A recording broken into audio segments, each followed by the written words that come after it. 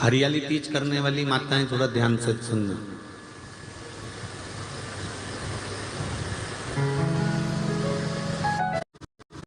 हरियाली तीज करने वाली माताएं थोड़ा ध्यान से सुनना।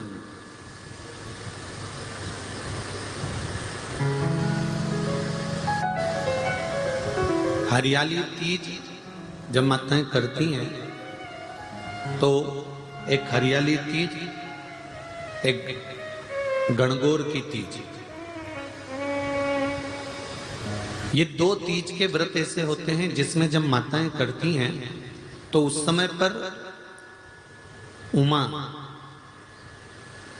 ब्रह्मणी और लक्ष्मी, इन तीनों की आराधना का फल उसको केवल एक व्रत से प्राप्त हो जाता है। अब देखिए, व्रत से एक ही उपवास से उसको संपूर्ण तप साधना का फल प्राप्त हो रहा है, संपूर्ण तप साधना का फल उसको मिल रहा है। मात्र एक व्रत से, केवल एक व्रत कर रहे हैं और संपूर्ण तप साधना का फल उसको प्राप्त हो रहा है। तो ब्रह्मणी ने ब्रह्मदेव से मांगा, लक्ष्मी जी ने भगवान विष्णु से मांगा, पार्वती जी ने भगवान शिव से मांगा कि ऐसा वर दे दीजिए जिस वर से एक ही व्रत करने से संपूर्ण फल की प्राप्ति हो जाए, संपूर्ण फल मिल जाए। ऐसा एक व्रत का फल दे दीजिए, मात्र एक व्रत का। अब देखिए, ब्रह्मा, विष्णु और महेश, इन तीनों की जो देवियां हैं, ब्रह्मणी, लक्ष्मी और पार्वती, थोड़ा ध्यान लगाकर सुनना। तीज शिव महापुराण की कथा ही नहीं, आप जो तीज करते हो, हरियाली करो चाहे सातुड़ी करो, उस तीज की महत्वता क्या है, इस हिंगोली की शिव महापुराण की कथा में अपने को समझना है कि उसकी मूल तत्वता, उसकी महत्वता है क्या, उसका महत्व क्या है।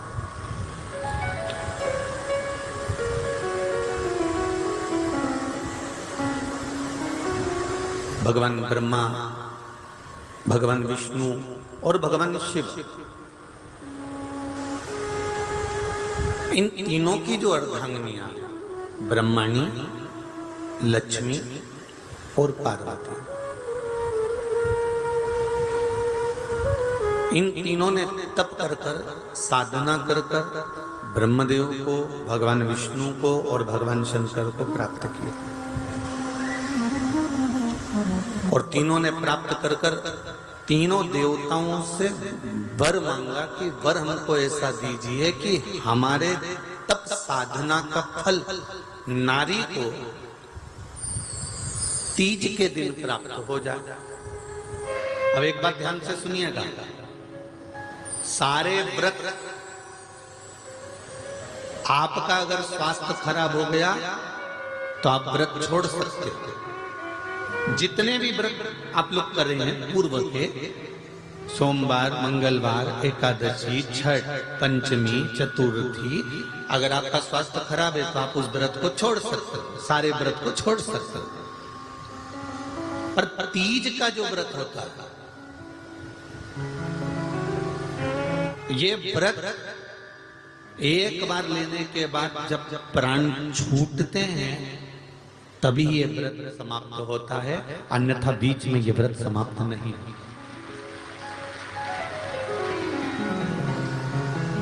ये व्रत समाप्त होता ही नहीं। अगर शरीर से नहीं बनता कि अब हमारी अवस्था हो गई, अब शरीर से नहीं बन रहा है, तो भले एक पहर की पूजन कर कर, एक पहर का नियम धारण कर कर, एक पहर का स्मरण कर कर, एक पहर का पूजन व्रत धारण करो, और उसके बाद में भले आप थोड़ा सा जो भी आपको लेना है वो कर लो, पर इस व्रत को करना ही पड़ता है। इस व्रत का नियम ही यही है। एक बात और याद रखिए, श्रावण के महीने में सारे व्रत आते हैं बहुत सुंदर सुंदर। छोटी तीज का व्रत भी अभी आ जाता है, बड़ी तीज का व्रत भी आ जाता है। ये 4 महीना जो व्रत आते हैं, इन व्रतों की मूलता क्यों कही गई?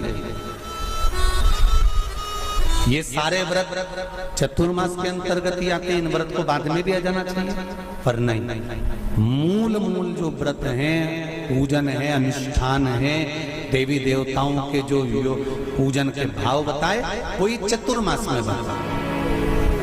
इसका कारण क्या है? क्यों चतुर्मास के व्रत की महत्वता होती है? तो कहा इस चातुर्मास के अंतर्गत स्त्री नारी जो व्रत धारण करती है, हाथों में चूड़ा पहनना, पाँव में पायल पहनना, महावुर लगाना, मेहंदी लगाना, ये जितने छोटी तीज, बड़ी तीज और अन्य तीजों आएंगी, त्योहार आएंगे चतुर्मास में, माताएं हरतालिका तीज हुई, छोटी तीज, बड़ी तीज हुई, भादों के कोई व्रत हुए, अनुष्ठान हुए, छठ हुई, पूजन, जो भी माताएं पूजन करेंगी उसके अनुसार वो हाथों में, शरीर पर 16 श्रृंगार धारण करती हैं, बहुत सारे श्रृंगार धारण करती हैं, और श्रृंगार धारण करने के साथ साथ माताएं अखंड सौभाग्य की वस्तुएं भी इन तीज त्योहार पर दान करती हैं।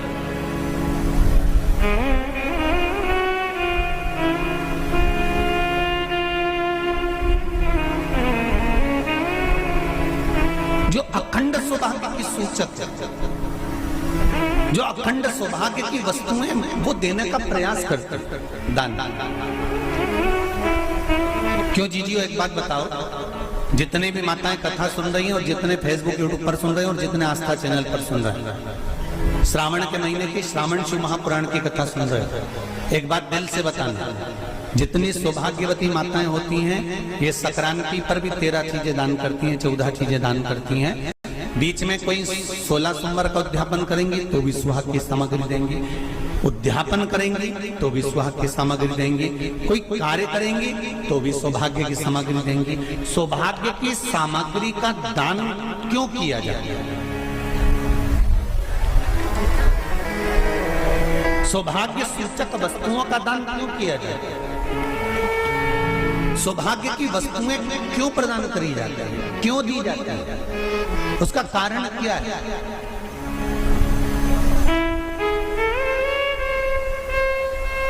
क्यों देते हैं? महाराज, भारत की भूमि की सौभाग्यवती माताओं का एक मन की अभिलाषा रहती है, भारत की भूमि की माताओं की एक अभिलाषा रहती है कि जब उसके प्राण छूटे तो अखंड सौभाग्य धारण करके पति के कंधे पर और पुत्र के कंधे पर शमशान पर।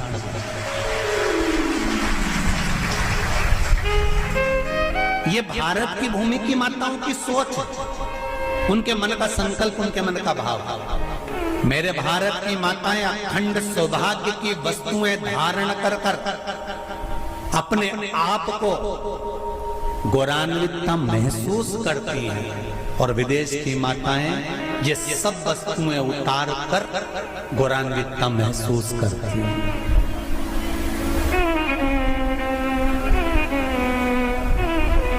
क्यों देते हैं चूड़ी का दान, क्यों देते हैं बिंदी का दान, क्यों देते हैं अखंड सौभाग्य का दान? किस महाराज,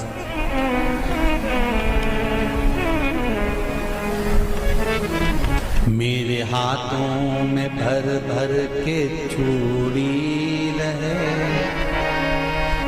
मेरे हाथों में भर भर के चूड़ी, और मैया कोई कामना,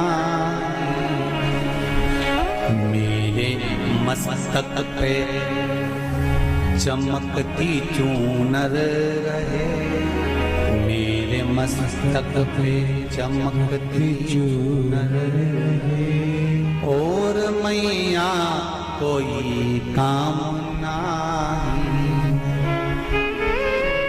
मेरी मांगों में भर भर के सिंदूर रहे, मेरी मांगों में भर भर के सिंदूर रहे, कोई कामना नहीं, मेरे पाँव में बिछुड़ी का जोड़ा रहे। एक बिछुड़ी नहीं, कितनी? 2, 3, 4, 5। एक एक पाँव में जोड़े से बिछुड़ी होना चाहिए, केवल एक नहीं, सिंगल नहीं। वो तो आजकल का फैशन हो गया महाराज, जो केवल एक बिछुड़ी धारण कर लो उसी में फैशन दिखे।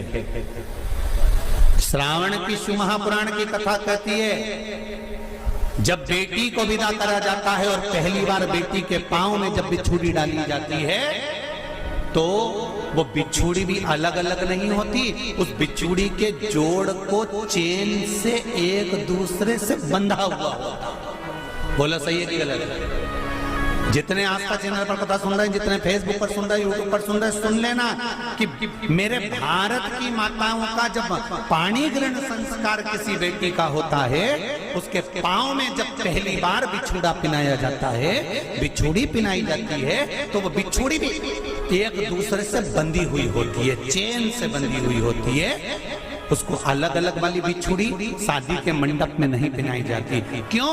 जैसे ये बिछुड़ी एक दूसरे से पांव में बंधी हुई है, तुम्हारी जिंदगी अंतिम श्वास तक ऐसी ही बंधी रहे, यही वर्णन है।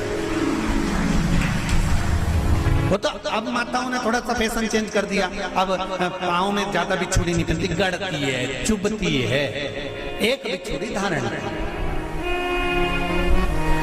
हमारा पर नहीं, बिछुड़ी भी दो हो, जोड़े से। हमारी माताएं, भारत की भूमि की जो माताएं हैं, ये चूड़ी भी हाथ में पहनती है तो जोड़े से पहनती है। बोलो जैसा सही है कि गलत है? एक अकेली चूड़ी माताएं हाथ में धारण नहीं करती हैं।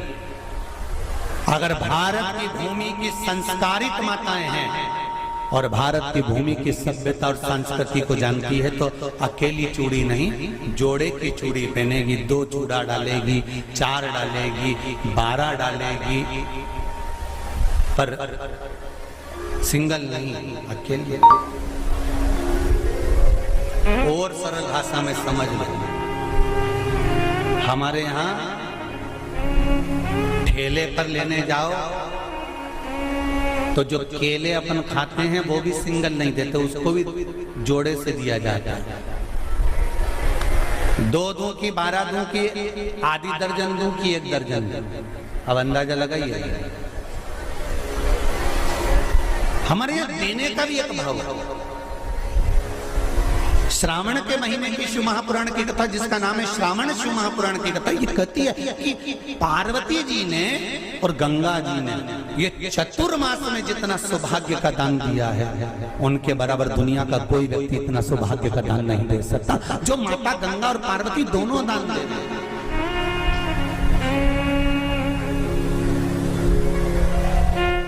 प्रतिदिन दे रहे हैं। और अब तो फैशन आ गया, तुम लोगों को जो सौभाग्य का दान देते हो प्लास्टिक की डलिया में देते हो, पर एक एक पुराण को उठा कर देख लेना, एक एक उद्यापन को उठा कर देख लेना। जितनी तुम कथा तुम्हारे घर में छोटी छोटी कथाओं की पोथियां पढ़ी हो, उनको उठा कर देख लेना। उसमें नहीं लिखा कि प्लास्टिक की डलिया में सौभाग्य की वस्तु का दान दिया जाता है, उसमें लिखा है बांस की पिटारी में, बांस की डलिया में सौभाग्य की वस्तुओं का दान दिया गया। क्यों? क्योंकि बांस वंश की वृद्धि करता है, बांस सौभाग्य की वृद्धि करता है, और बांस अखंड सौभाग्य। जैसे बांस का पौधा बढ़ते चले जाता है, बढ़ते चले जाता है, उसी तरह बांस की डलिया में जब दान दिया जाता है, बांस की टोकनी में जब दान दिया जाता है, तो ये भाव रखा जाता है कि तुम्हारा सौभाग्य ऐसे ही बढ़ता रहे। पर अब थोड़ा सा फैशन चेंज हो गया, तो प्लास्टिक की डलिया, पर प्लास्टिक की नहीं। महाराज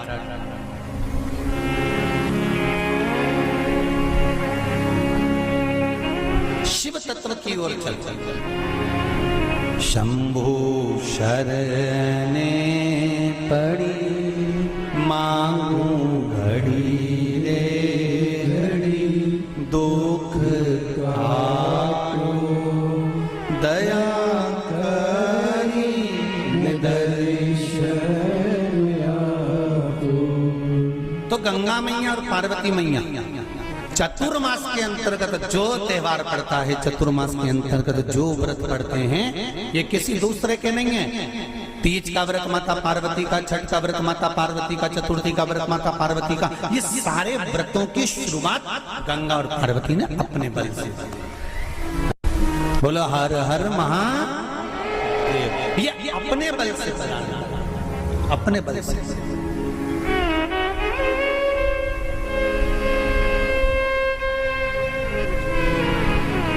कथा पर विशेष ध्यान रखना। श्रावण महीने की शिव महापुराण की कथा कह रही है कि नारी का अखंड सौभाग्य कैसे रह सकता है।